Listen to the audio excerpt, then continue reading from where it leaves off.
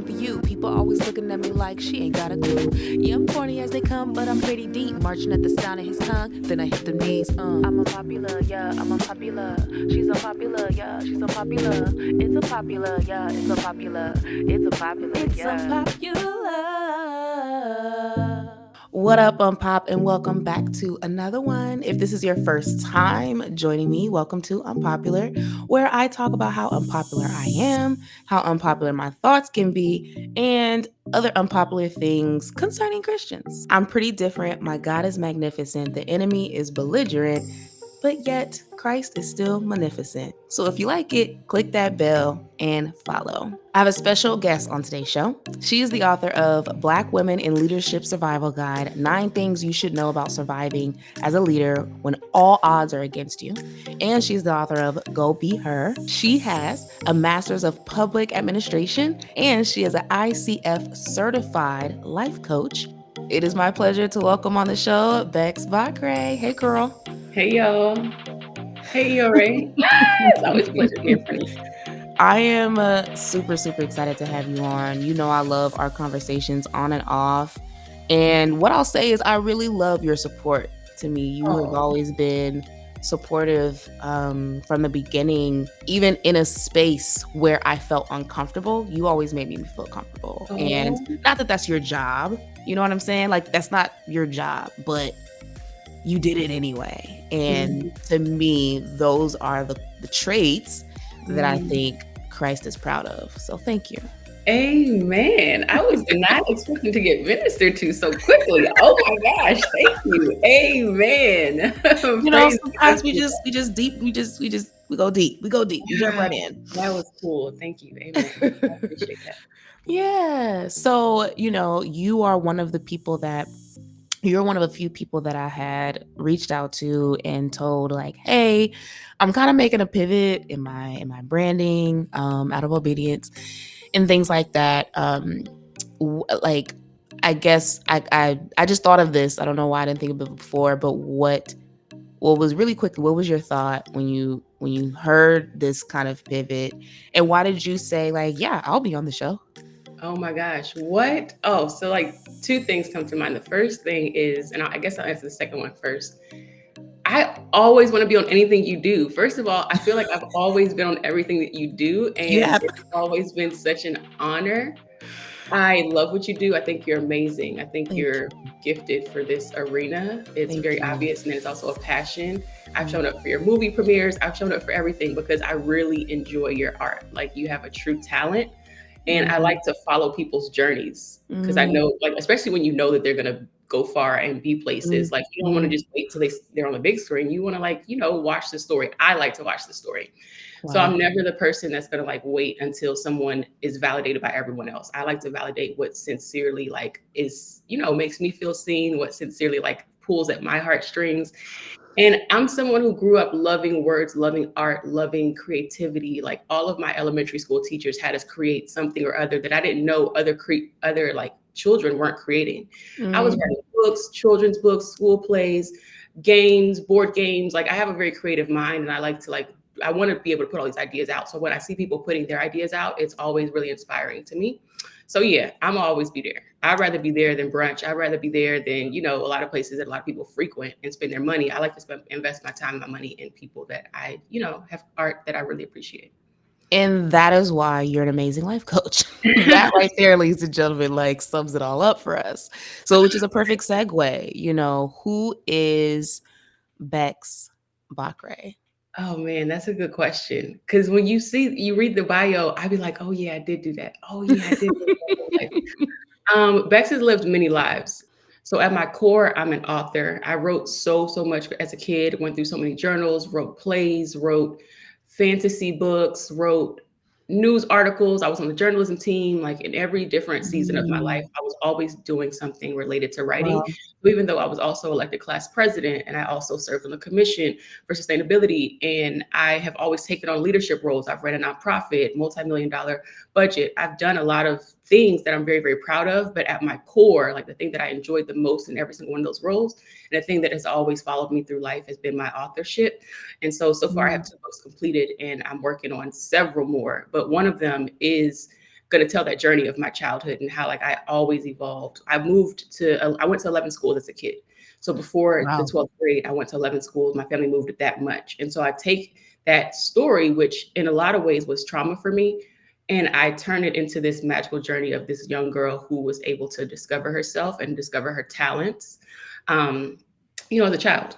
So Mhm, that's one of the books mhm, that I have mhm. coming in the future. I want to actually, I'm just being super transparent because that's what happens when I Let's get on your go. notes. Let's I'm getting go. emotional now, but I want to author that one with my first daughter. So that timeline is kind of like open ended. If I have a daughter first, I want to, make sure that I Oh get it my out like gosh. at the time of her birth or like set that as a goal.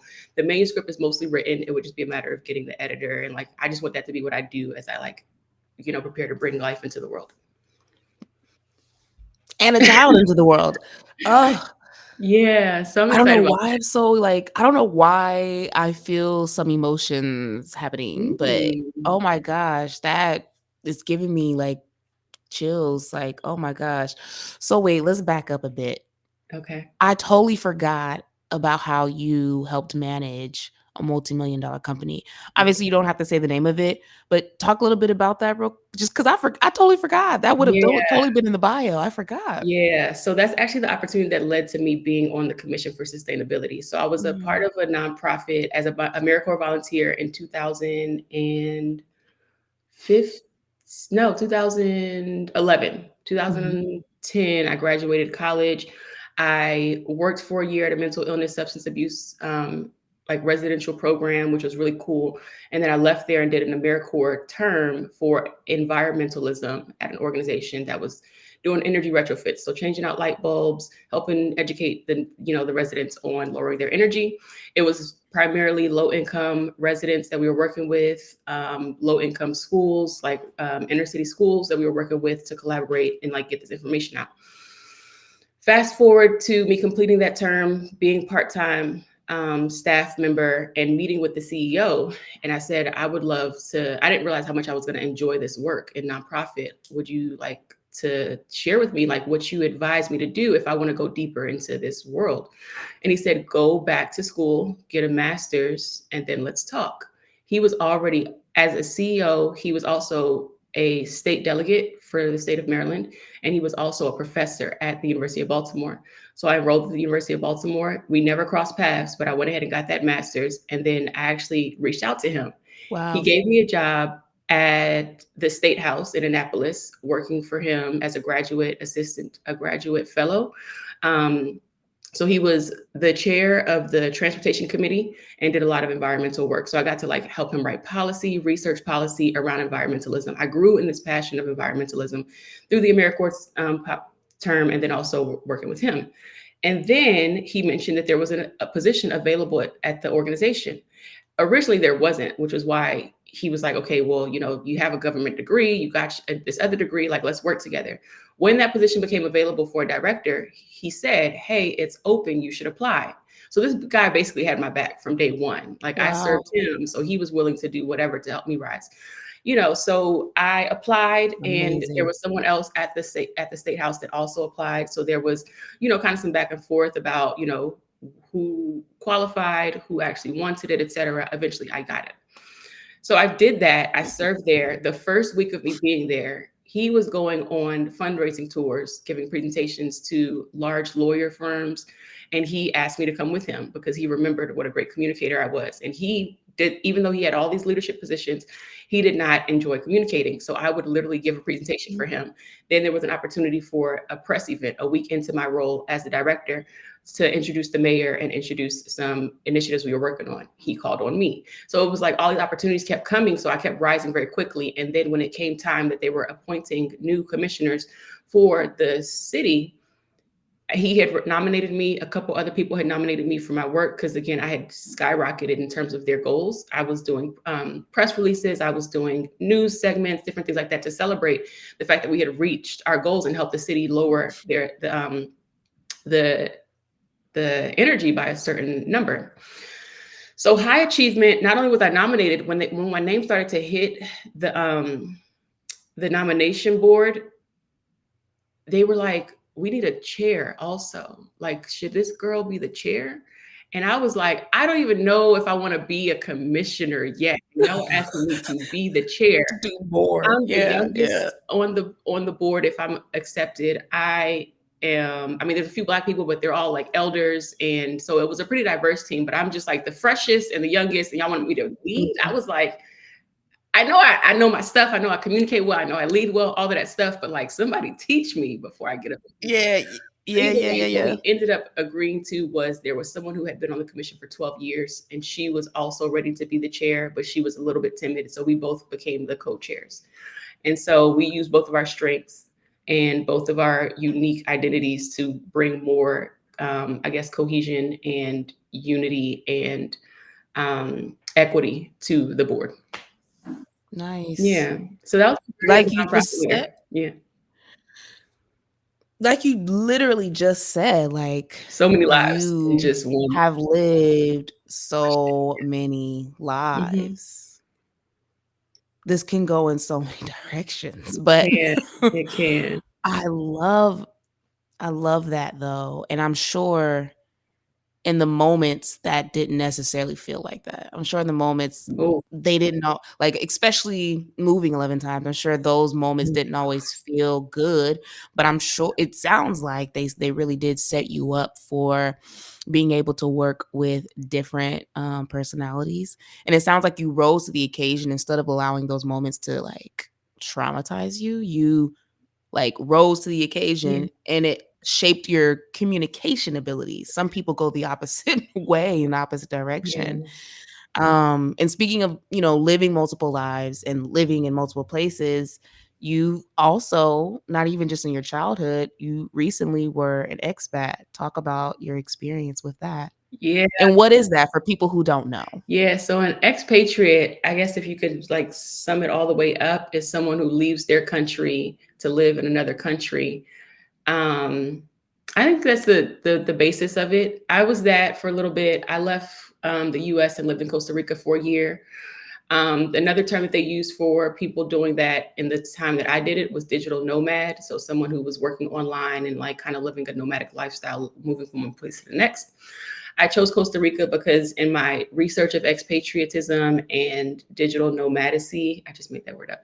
Um, they were, I didn't know. I don't think I knew about digital yeah, nomad actually. they were at the top of the list for quality of life to what's the word?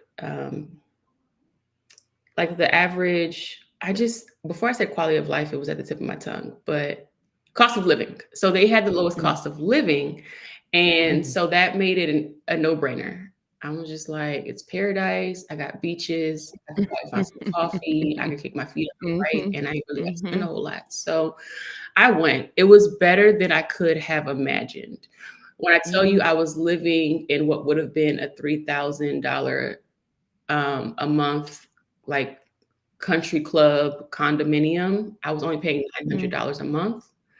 Like, I was mm, a believer. I was looking at property. I was in the market because my house was on the market to be sold.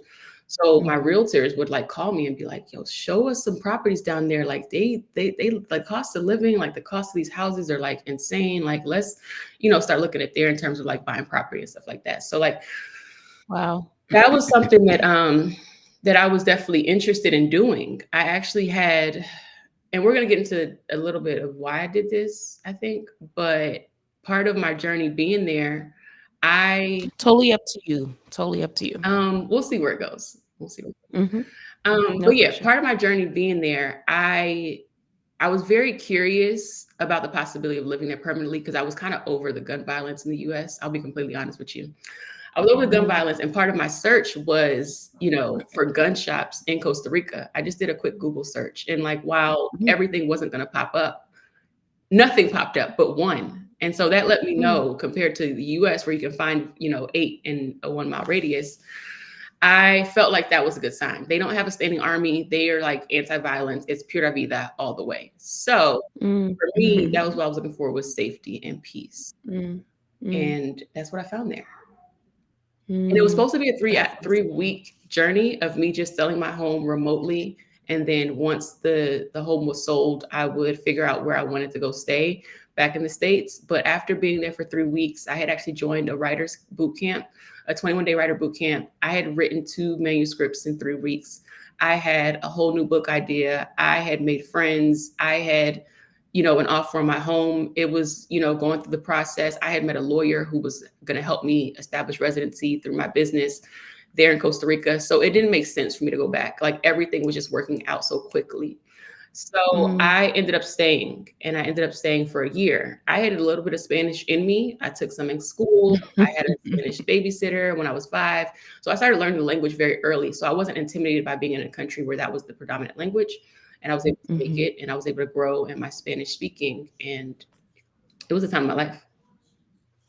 That's amazing. What kind of I love that. What kind of what was the experience like? Because I feel like I see on social media, like you said, digital nomads. I feel like it's become a big thing, or at least a little more normalized, I guess, if you would say. Talk about your experience being a Black woman in that space, and like, did you see other Black women, just or any melanin, and then did you see native melanin there, like, Mm. dark skin, chocolate folks, because we know that a lot of that history and information has been coming out too. Like, yeah, there's dark chocolate. There's just, you know what I mean? There's Yeah. Black people all over the globe. Talk about Yes, that. absolutely. So there's a Pacific side of Costa Rica, and then there's the Caribbean side of Costa Rica. So two side that I stayed on the Pacific side at first. I found a town called Quepos. I literally did, in Coming to America when Prince Hakeem was trying to figure out where in New York he wanted to, or where in the States he wanted to go. Oh, So he spun the mhm. globe and then he dropped his finger and it ended up Queens. Yeah. Opened up Google Maps and I just like pointed to a point on the map. And would you believe the city was Quepos, which is QUE, which is almost Queens. And so I felt like my movie had That's started. hilarious. So I ended up in Quepos. Literally, I was like, this is God. This has to be God. I love it. So I ended up in Cape Coast, I which is on love the it. Pacific side, and it's really close to Mount Mhm. Antonio Beach, one of the best beaches I've ever laid my eyes on, I swear. Mm. But then the crazy part is it's still not the best beach in Costa Rica. But it Mm. was the first beach that I encountered, and I was on that side of the world for the first 5 months before I ever ventured over to Puerto Viejo, which is on the Caribbean side, which is where the Black people are. Mm. I locked my hair before going. I locked my hair in February, a week before my flight, and I could not find a lock stylist until I made it to the other side of the country where all the Wow. Black people are. So, yes, there Wow. are Black people in Costa Rica. They are a beautiful, beautiful, beautiful people. I mean, the sweetest, most amazing people. I really enjoyed my Mm. time in Puerto Viejo. Did I meet a lot of Black people traveling? I didn't meet a lot of solo Black women. I did meet one spectacular solo Black woman. She was on trip Mm. with her mom, and her mom had left a day early. So she had like a day or two, had made some friends, and we ended up in the same Airbnb. We had a moment of just like vibing and just like catching up on each other's stories. I mean, magical friendship that budded out of that. So I did meet Mm. her, and I also met couples. So I met a lot of Black couples that were looking to Mm. locate their families or were just on a family journey trying to figure out where they wanted to go. I met a lot of those. Hmm. Mm, On a family journey, yeah, trying to figure out where they wanted to go. I met a lot of those. That's another show. We Yeah, can't. it was a beautiful That thing. I'm curious to dig into that Mhm. because my mind works in patterns, and when it's happening more than once, it means Oh, something for yeah, me. So I'm like, yeah. why are there multiple There families? were Like, multiple what's that families that I about? met. There were multiple families or people that reached out to me that said they are thinking about it for their families, who saw my journey on Wow. social media. I know for me, it's something that I want. I want my children to be global very early. I didn't really start flying till my 20s. And I really didn't start flying until this trip. Because after I left for Costa Rica, I ended up seeing 5 different countries in a year in 2022. So it kind of like activated something in me. But I personally said I would never be a solo traveler. I was terrified. I thought it would be boring. I just wasn't that girl. And now I do it all the time. I mean, this is like Like, the it's longest I've nothing. sat still now that I'm, back in the States and like in a home base. Wow. Yeah, no, that's good. I think exposing our kids at a young age. It's funny, I didn't realize it. As you know, and folks know, I lost my dad this year. I didn't realize it that he really set me up in that way. Like my first flights, all of that Yeah. was with him when I was I young. love He that. took me everywhere with him. And having a worldview does change your overall view for sure. Mhm. Um and well, that's a different show. I feel like I say that all the time. Sorry, y'all, but it just is. That's a different show. But I really do want to have another dialogue about. So y'all just gonna have to stick around. But I do want to have another dialogue, especially with you, Bex, about um Nigeria and some of the things that I feel like God has been revealing to me. Me So we just gonna leave y'all with a cliffhanger right yeah. there. You're gonna have to come back. Um, we all just went through a really interesting experience with the pandemic. You were in Costa Rica after After, yeah. Mhm. yeah. But what did the I love having like pandemic conversations with people. And like if I'm gonna have that conversation, it's gotta be with you because you have a very interesting way of how you look at things. And I've always appreciated that. What like it's two-part. What did the pandemic mean to you? Like literally the point, the fact that it happened, what did it mean to you? And then what did it do for you? Ooh. This story is always so funny to me because okay, and I get to share this. So before I left the country, one of my other lives that we often forget about, I forget about. I spent 5 years as a financial coach at a reentry center. So this was a organization that helped people coming out of jail, coming out of homelessness, and coming out of drug recovery. So I was a financial coach that helped them get their finances back together, get their credit scores up, get them buying houses, get them buying cars at low interest rates, different stuff like that. Stuff that they had never gotten to do before because their whole life before this program was either jail or drugs or homelessness. And so that was a really Mhm. enjoyable and powerful opportunity that I had in Baltimore City to use my coaching for. And I met, incredible stories. I encountered some incredible stories. Part of my journey in Baltimore and part of my journey there was I burned out like kind of often, like Mhm. kind of Mhm. regularly.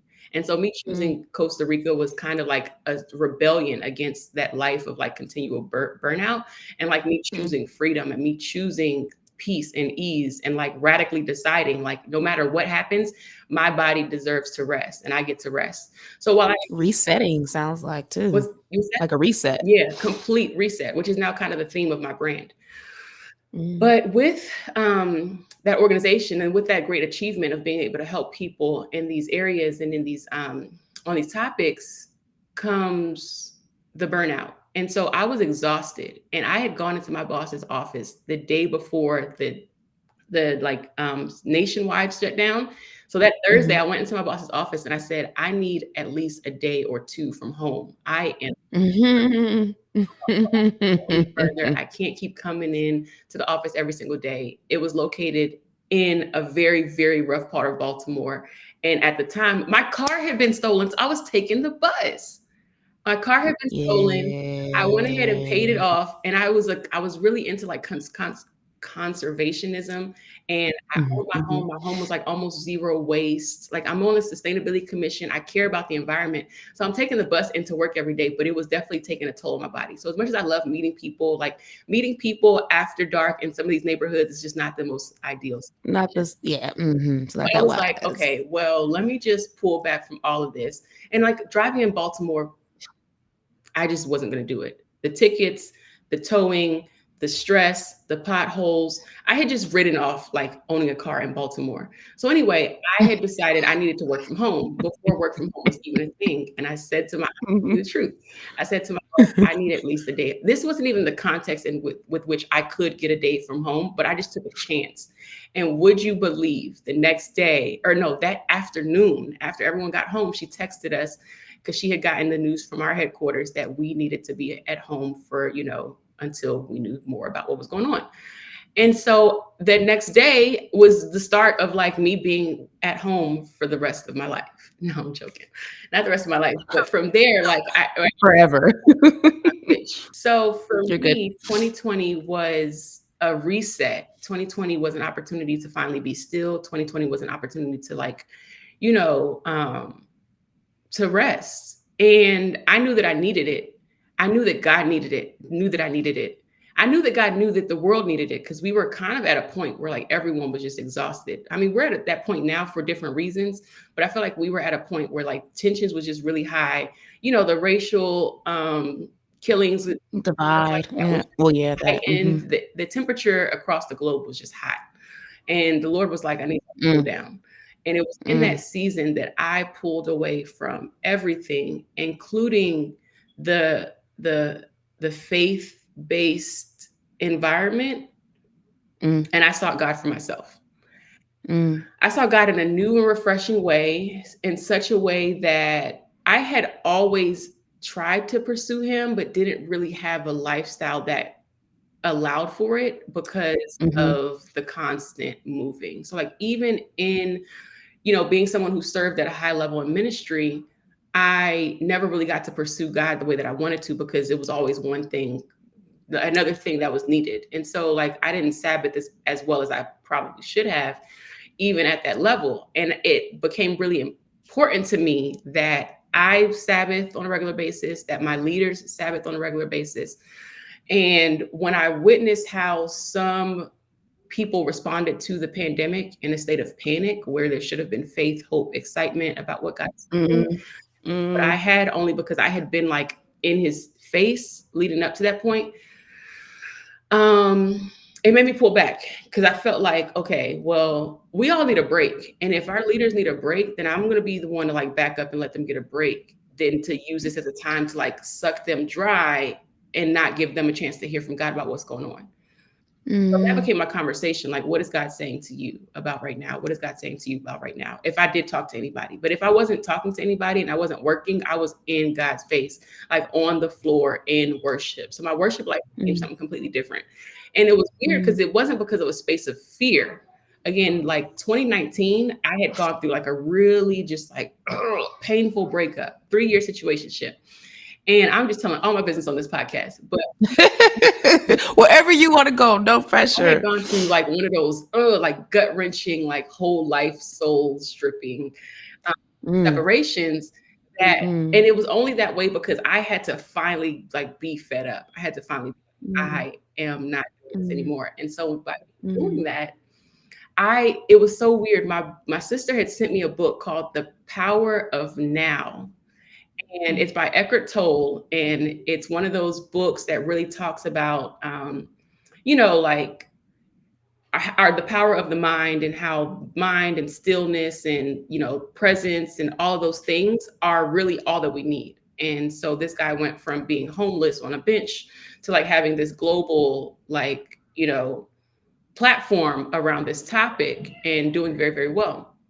And it all started like with his thinking. And so in me going through this breakup and me just going through my isolation, separating myself, healing, reading this book, like my whole life was different by 2020. I was being still, I was understanding the power of that, I was finding peace, I was dissolving different issues.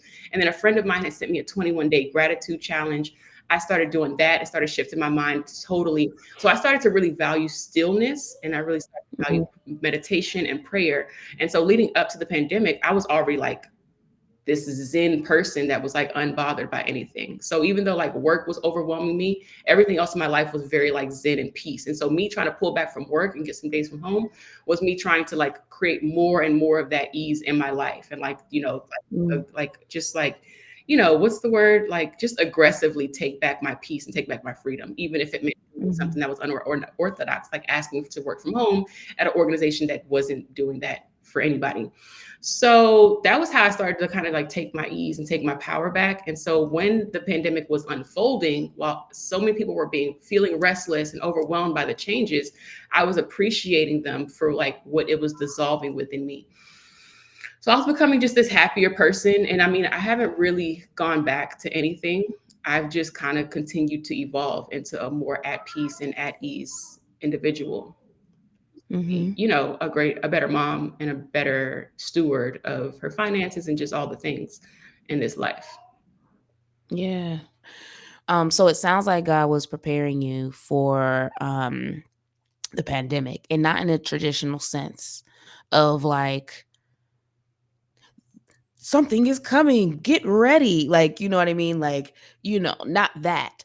it looked different. The packaging was different. I feel like that. Oh, there's so many directions I want to go. Focus, girl. The packaging was different in that you were seeking out God because you had questions and you were trying to figure things out. Yeah. So that was the catalyst that helped you to sit down and seek his face, right? But yet it prepared you for what was to come because you were more at peace. Um so yeah, I'm highlighting that because I'm hoping that people will catch something in that for themselves. Um and not only did he like prepare you for it, it sounds like, you know, it sounds like even while he prepared it for you, that there were certain things that you learned in it as well that were the stepping stones for the next thing as well. Like this just constant climb, it sounds like to me. Yeah. No, it's definitely To a me it does. constant evolution. It's definitely, I mean, like, a lot of people are concerned with the amount of time I like spending alone lately. Like when I talk to my homegirls, when I talk to my suitors, when I talk to friends, family, they think I have a life and I just be in the house. And it's a very intentional pursuit in this season. So I spent so much time moving as a kid. And then when I bought my house in 2019 in Baltimore, I thought, finally, my stuff can stay in one place for longer than a year. Well, it did. It did for 2 years. And then I had to go because of what happened. So it was like, Mm, wow, all this security that I've been looking for, this stability of like being in one place, I finally have it. And I'm literally presented the reality that it's never true. Like our security is not actually real. mm, So there was a very tragic mm, event that happened in my neighborhood that led to me leaving the country altogether and moving to Costa Rica. I spent about 3 months deliberating over this while feeling very unsafe in my environment, feeling very unsafe in my neighborhood until I finally decided, okay, we're going to take this leap. I had been, but in that 3 months, even though I was very scared and I was staying away from my house, I was always in a space of stillness, asking God, God, please speak to me. What am I supposed to do? Because I'm talking to my friends.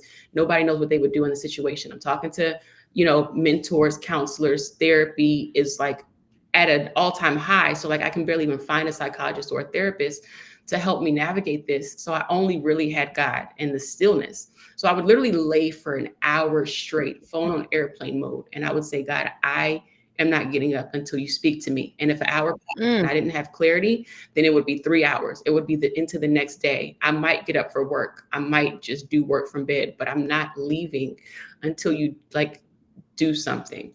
I mm, cannot go on this way. I have this, and this still left in me. I have this much life left in me. I have this much, this many projects, these many ideas, this much ministry, this much, deliverance to bring to this world. Like I am too, like we are too tight for me to just be stuck here the way so many people end up stuck because of what this mhm, gone through. A lot of people end up stuck and they never talk about it and they never go, mm. never do anything and they end up stuck. And I was like, Lord, for the sake of the women that I counsel on a regular basis, I cannot be stuck here. So I'm still showing up for them and I'm still taking sessions, but I'm still like getting off and trying to figure out where am I going to sleep tonight? Because I'm staying at my best Mm. friend's house for a little bit, but she has two toddlers and I can't build my business Ooh. from that place. And Mm, for whatever reason, nowhere, everyone that I knew in Baltimore, like their houses were packed. And that was when I realized that Northeast is a different world to other parts of the world. Like not only are the spaces more confined, it's just more expensive to live and it's just more aggressive to live. So you find that most people already have, people with them. And I mean, it's like that in a lot of places in the world, but I just found that especially after the pandemic. yeah, I found it to be more so the case. And so when it came to, where would I stay in the meantime while I figured out what to do, like it was very limited options. A lot of people wanted me to come, but in terms of like the freedom that I knew I wanted to have and the ability to like run my business, like I was just very limited on options. So I was doing Airbnbs, but it was costing me like $80 a night for like not even the best conditions in terms of like safety. So it's like if I really wanted to be safe, I would be paying over $100 a night. And it just wasn't it just wasn't productive. When I looked, essentially what ended up happening is as I'm warring with God and he's like, taking me through this journey and he's like letting me know what's available to me. And I remembered through a mentor that I had money saved up for retirement that I had withdrawn at some point. Did I withdraw? Yeah, at some point several years prior, I had withdrawn and I had not thought to do it in this case. But my mentor had told me when she was going through her divorce and had to like figure things out and, sell her home and like move states, she borrowed from her retirement account. And I was like, oh, I didn't know I could do that. You can borrow without a penalty. So I went ahead and did that. And so I had $8,000. That was the first step the Lord gave me. The Lord was like, okay, you got a little money over here. And then he started to give me little strategies. And then the book writing boot camp was one of them. He gave me that strategy. He gave me the ability to pay for that book writing boot camp. And then he said, look for a flight. And I'm like, to where? I'm confused. I'm excited, but I'm scared. I'm like, a flight? I Mhm. thought maybe we was gonna, I heard Costa Rica in my spirit. I go look at Costa Rica, I see a $76 ticket. I'm like, this only makes sense. I go look at Airbnbs just to make sure it makes sense. And I see half the price. I saw a $40 like Airbnb with a private pool, private guest house, gated community, friendly reviews. And I was like, okay, I can afford this. This is better than me being here, like being scared. So that was how God ultimately started to give me that strategy. Now, whenever I'm anxious, because I used to be very, very anxious back then. Now, whenever I'm anxious, I just get still. I don't care Mhm. what's beckoning for my attention. I don't care what is like, overwhelming me. I have to be still, whether it's That's for good. 5 minutes or for 2 days straight. I don't really play about that. And as a result of that, I've been on this radical journey of joy, adventure, and peace. I've completely evolved into someone who doesn't let the fear of other people's thoughts about her create a reality that she hates. I really enjoy my reality. I really enjoy being by myself. I love Mm. the people around me. But to be completely honest, friendship for me was always very different. And so, one of the things that I had to learn is that I am not someone who has had a life of being stationary in one place. I'm not someone who has had a life of having stationary friendships in one place. We all grew up together. We all know each other for this long. I have friends speckled through different places that I've met through all of my movements that are still my friends today. And I cherish God for those friendships because we have deep core memories. But I didn't always stay in the same environment as them. So now I have friends in Costa Rica. Now I have friends in Nigeria. Now, so friendship for me looks very different. And I had to come to terms with that. I used to feel intimidated by people who were friends for a long time and stayed friends because that just wasn't my journey. And like again, there are people who have loved me and still consider me friends in all these different states, but I didn't get to stay there and build memories with them because of the journey that I've been on. So transient friendship is something that I have grown accustomed to. Transient living to a degree, but listen, I'm trying to sit down, have some baby, still for a little bit, and then get traveling again in the future. But yeah, so by God's grace, I'll be still for a little bit, but I do love how God has used this transient lifestyle of mine to impact a lot of people, to, give me such a rich and beautiful story. And then also just to show me like what is possible. Me living in Nigeria for a year after Costa Rica, never would have called it, never would have imagined it, terrified of it. And so was my family. But he showed me, my brother passed away in Nigeria. So there was a lot of reasons why I was Mm. terrified of living there. My father was deported back to Nigeria when I was 4 and lived a very like poor lifestyle and died when I was 21. So like that country for me was just something that like took people and like sucked them dry. I did not have to go there, but when God called me to, I knew that it was so that I could turn my perception of it around and so I could see like what the beauty is that that country does have to offer. I love Nigeria. I wish I was there right now. It's December and I wish that I could be there right now. I do plan to go back in March. I hope to be bicontinental. Like God has given me a heart for that country despite all of the things. I'm just really grateful for all these things and all the things that I've Yeah. just shared and just how God has, moved through my life and all of them. You know, I'm proud of myself. There's so much growth in me because there's so many things I wanted to just interject. You touched on so much. I was like, self control is a gift from the Lord. Just relax. You'll be fine. So I decided to write a few things. It sounds like you pursued, I mean, clearly, I'm not even gonna say it sounds like you pursued him. You pursued him, you pursued him, you pursued him, and you got a result from that. Oh, yeah. Um, something that no one can ever take from you, something that's deep within you, something that is a bond and a relationship that you have with him that no church wall can take from you, that no culture can take from you, that no past ancestral whatever can take from you. That's what it sounds Yeah. like you sought after him and you've experienced him from for yourself, so Yeah. you know what you know. Yeah. And I feel like the reason it sounds like the reason why like the Lord kept doing different things with you and moving you in different spaces is because you have big faith. Mm. He can trust you. Amen. You have I am getting emotional. What is going on? This is your life, not mine. I don't know what's going on. But it sounds like you had big faith. And,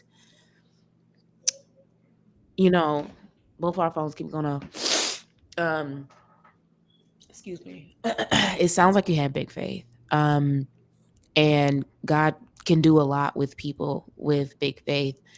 And big faith can also look like the mustard seed. So I don't want people to take it like out of context.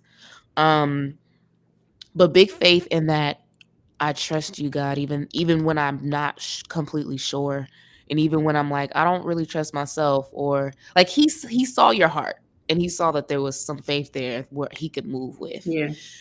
And sometimes if he don't see that with some people, he's gonna be like, okay, I gotta do these different things with this person. I gotta move them along this way to kind of get that faith Yeah. going, and then I can use them. Yeah. And maybe he had done that earlier on, but like it sounds like that was already there. Yeah. Um, and that's beautiful. And then I love what you said, enjoying reality, like you enjoy your reality. That, oh my God, that is for me, that is so deep on so many levels because when you talk about perspective, I remember um I remember an old pastor has said, a former pastor has said, um, and this is true, like he's not the person that created this, but when he said it, I was just like, huh. I like the way he said that, which is that like how you perceive yourself may not be how other people perceive you. There's like it was like four different dimensions of like how you can be perceived. How you perceive yourself, how you think people perceive you, how people actually perceive you. And like it just it's so the perception of your actual reality and not like living in your head or living in your head about what other people think or all of those things. The fact that you said you enjoy your reality, like that is so deep oh, that is just so deep and it's so rich and I love that and I hope that when people hear that it makes them think. I mean, as I'm watching it, I'm a consumer and I'm a viewer just like the person watching this episode, right? As I'm listening, as I'm interviewing you, I become a viewer, which is I start to question myself, like, okay, do I? Yeah, I enjoy my reality. When do I not enjoy my reality? Da, da, da, da. Like, you know what I mean? I start to ask a lot of questions. I'm very inquisitive. And so if you're watching this, I just hope that you ask yourself some of these questions about enjoying your reality. Oh, I love that. That was really good. Great. So then it's funny, there's a few things I wanted to say, and then you started saying it. I was like, oh, she's like like it was in sync. But I was like, I think one of the reasons why we may be attracted to each other is because we have multiple hats, and your hats are far more prestigious than mine. But but nevertheless, we play a lot of hats, and you know, it's so funny you've been talking about friendships. That's been such a big thing for me. This is gonna air next year, so that was such a big thing for me last year. Is God was showing me, and you guys are gonna hear me say this a lot on this show, was showing me boundaries, that I'm not good with boundaries and I need to get better with boundaries. And he was like, you need to get better with you like to be open book. And I love that about you. That's how I created you to be. But now the space that I'm taking you in, not everybody has to know everything all the time at all of the things. And like you need to bring it in. You need to bring it in. And so that friendship thing is going to look different for you. And that's really hard. That's been a really hard thing for me. Um, but it's beautiful. The reason I'm tying the wearing multiple hats and friendships together is the beautiful thing is when you're amongst your own, you feel welcomed. Yeah. I had something. I was at a friend's church. They were doing some type of like women's brunch thing, and I was like, "Say this to the women," and I was just like, "Oh God, you always got me on these weird missions. Just got me looking weird, bruh." But it is what it is. It's unpopular, and I had put like something to the effect. I wish I would have thought of this ahead of time because it's on my phone. I could find it, but it's going to take too long. But something to the effect of like, you know, um, oh gosh, it was like not just like leaders begot leaders. It wasn't that, but just like when you're amongst your own, you feel comfortable, and you're not gonna the when you're amongst your own kind isn't gonna make you feel uncomfortable for being whatever that is. When when to someone else it's weird. And so the reason why the friendship and the multiple hats tie in is because I'm learning that I've always known that I'm not everybody's cup of tea, but I'm learning that when I'm not in a space where I'm not necessarily of my own kind, the people will usually look at me like, you doing a lot. Like, it gives off you do too much. You're doing the most. That kind of mentality. But when I'm not in that space and I am around my own kind, it's like totally regular. It's like totally normal. It's met with but of course. like duh, like it should be that way. And I think that might be why. That's a long way of saying I think that might be why we were attracted to each other is because it's like you you recognize like, "Oh, yeah, she does multiple things, and it's not, like, a big deal." Yeah. Like, and again, not as prestigious as you, but it's, and that might be why I feel so welcomed by you, and I hope the other way around. So I think that might be why. I think that might one of the reasons why anyway. I'm blushing really hard, but it's because you're helping me see something about myself that's piecing together something about me that I've always been curious about. And so something that makes me very unique and something that makes me unpopular in that sense is that I'm very curious. And so as I'm listening to you, two things I'm realizing. I am wearing this freedom shirt. So I went through Freedom, which is like a small group track that some churches have, which is like part video and part fellowship, but it's very strategically geared toward helping you get free in areas of your life you didn't know you weren't free in. Mhm. I took it as a 12-week course with my church that I attend now, and it ends with a 2-day conference. And in that conference, at the end of it, I realized something that I kind of always known about myself, but like I didn't realize how deep it was in terms of like my pattern. But I have a challenge. I Authority is very challenged by me, I think, is the best way for me to put it. And so maybe you relate to that. And so I think as you were talking about people who are Wow. alike and who are like Wow. each other, why I found Wow. home in Costa Rica so easily and why I found home, across the world since then so easily was because I was meeting people who also were challenged by their environments and had to leave because they didn't really vibe with the authority and they didn't want to just be under that authority. But that journey for me has looked like, me being in churches and me serving at a very high level and then suddenly being ostracized and, being made to feel like, I've done something terribly wrong, all because I don't feel comfortable in environments where, the status quo isn't really conducive to the comfort of everybody. I studied philosophy. I have a minor in philosophy. I almost became a lawyer. I consider myself a philosopher. I spend so much time thinking. But one thing that I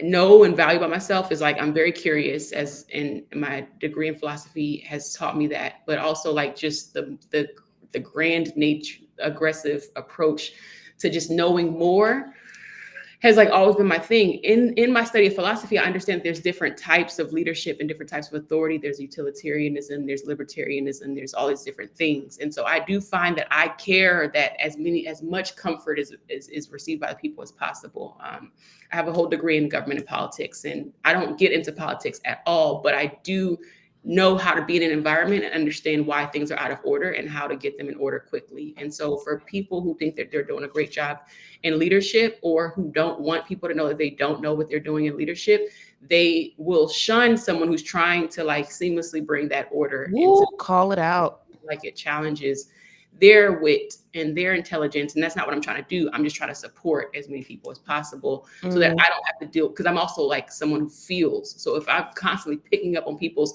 weighted energies and burdens, I want to do something about it because it's affecting me.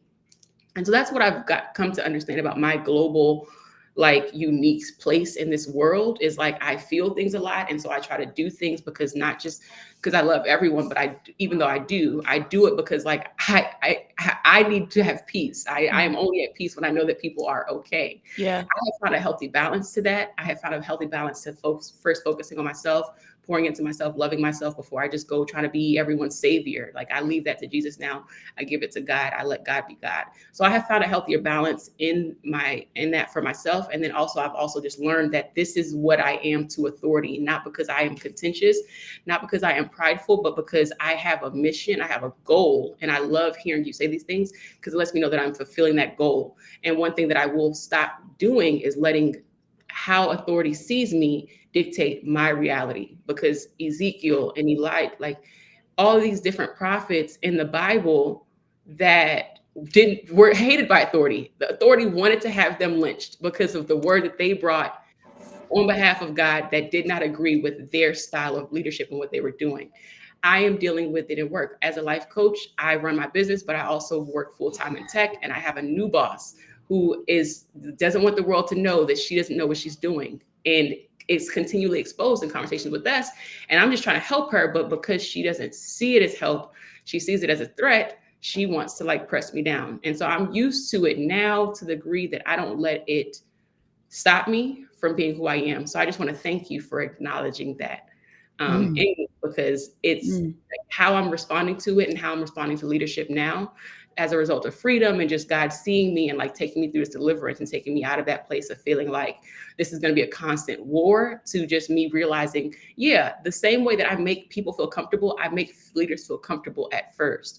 And they love the peace and stillness that I bring, and the order and the wisdom and the intelligence that I bring. And if that runs out because we no longer agree, it doesn't mean anything about You're anyone. anything less, It right? just is what it is. Mhm. It Mhm. just is what it is. And it's okay for Mhm. me to walk away from that. Mhm. And I'm not saying Mhm. that to tell anybody to walk away from anything, because I'm not in the ministry of telling people what to do with their faith.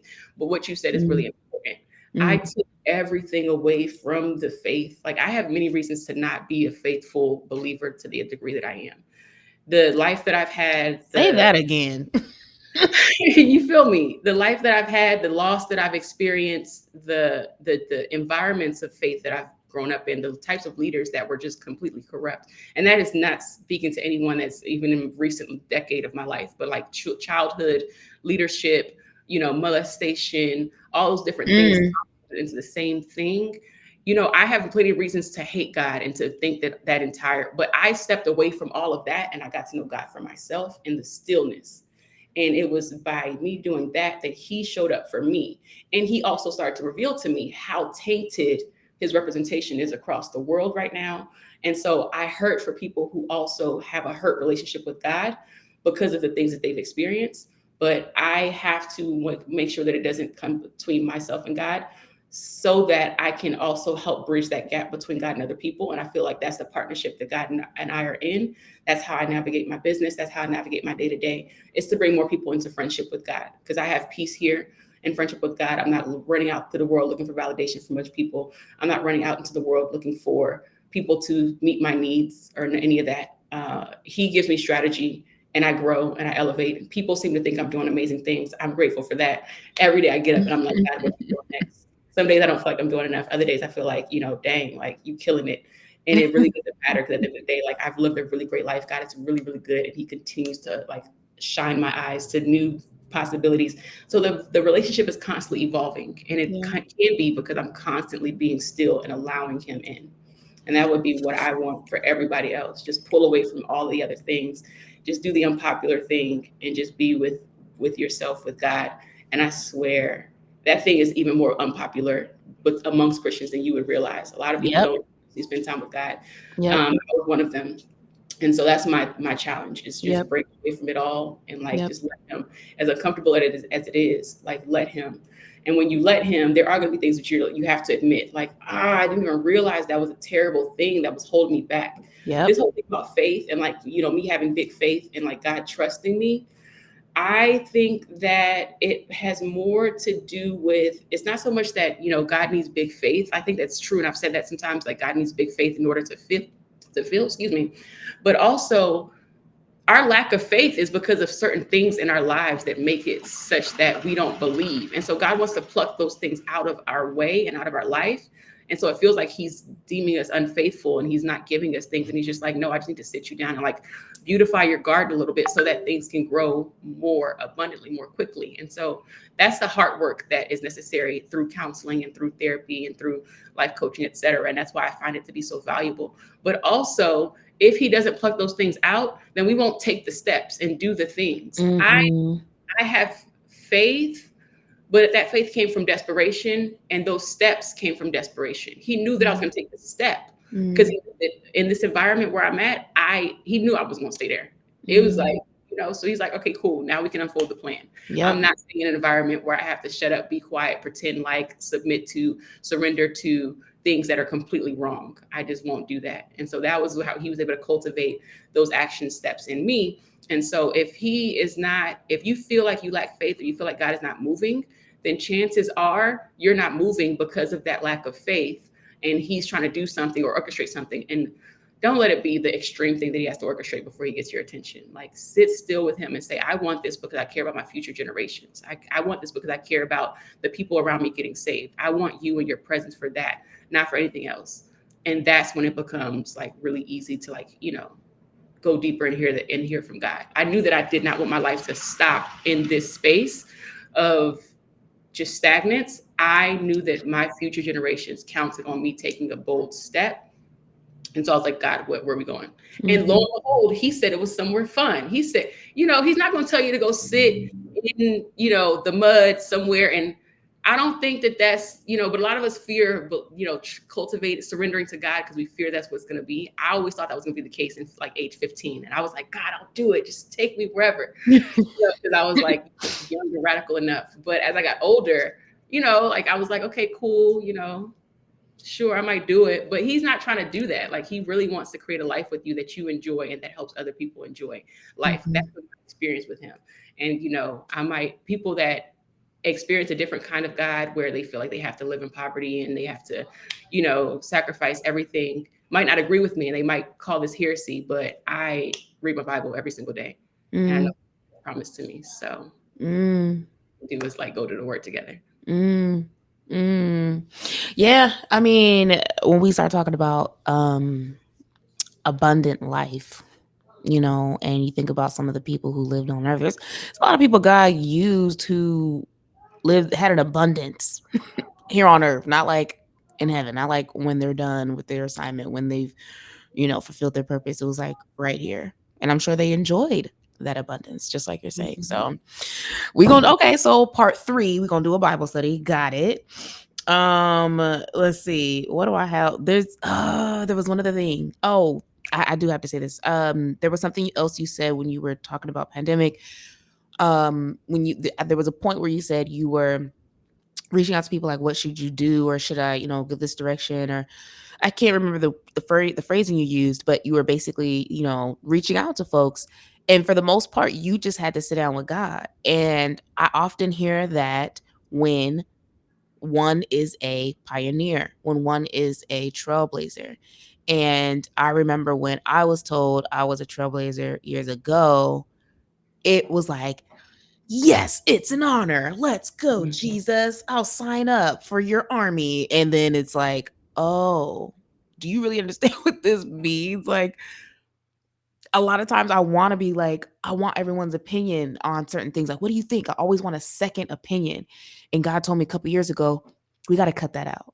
You're going to have to come to me for it because they don't know. It doesn't make them less than. It doesn't mean they're not wise. It doesn't mean you can't still go to them for counsel, But there are certain things that they're just not going to know because they have not gone down this path, because you're going to be the first one to do it. That's Yep. it. You got to hear it from me. That's Yeah. it. And Yeah. so pioneering ain't easy.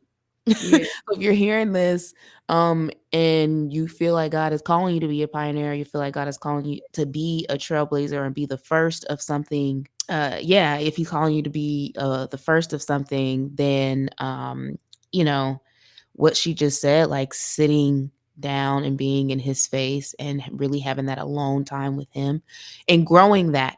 Be honest and authentic of where you are in that space. If you're like, God, I really don't want to do this. This is boring to me.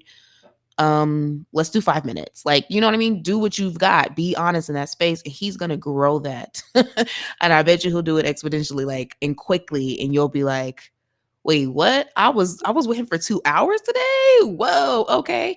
So be, because he already Yeah. knows your heart anyway. He already knows where you're at. So you don't have to front with him. Yeah. But he's the only one that can give you those instructions if you are pioneering, if you're the first, if you're trailblazing. So I just wanted to point that out real quick. The whole thing about pioneering, it's uncomfortable for three reasons. One, people don't know. Like people actually don't know. And if you Just are don't going know. to people for ideas and strategy for something God gave you, then you'll constantly end up confused.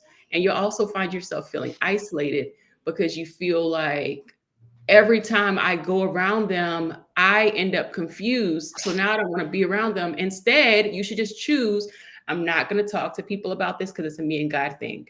I'm going to go around people when I feel led to, but for the most part, I probably need to be by myself while God cultivates this and brings the Yep. clarity to me within Yep. me. It only feels uncomfortable when you don't allow it to take serve the purpose it's supposed to. Mm, The same way if you take a spoon and you try to use it to do something that a fork can do, if you try to take you who was supposed to be sitting still in incubation while this thing comes to life and you're trying to be out there with everybody and be social, you're going to be conflicted, you're going to be frustrated, and you're going to be overwhelmed mm-hmm. because you're not even like you're still in the fetal state with this thing and you trying to be out here, drinking with the big dogs. Now they're not necessarily big dogs with anything but the thing that God has given them or with where they are in their life. Mm-hmm. And you're still drinking milk with this new idea that is going to far